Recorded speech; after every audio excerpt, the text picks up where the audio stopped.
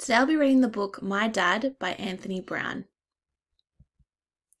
He's all right, my dad. My dad isn't afraid of anything, even the big bad wolf. He can jump right over the moon and walk on a tightrope without falling off. He could wrestle with giants or win the father's race on sports day easily. He's all right, my dad. My dad can eat like a horse and he can swim like a fish. He's as strong as a gorilla and as happy as a hippopotamus. He's all right, my dad. My dad's as big as a house and as soft as my teddy.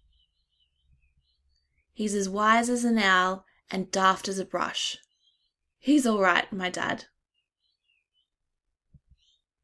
My dad's a great dancer and a brilliant singer. He's fantastic at football and he makes me laugh a lot. I love my dad, and you know what? He loves me, and he always will. The end.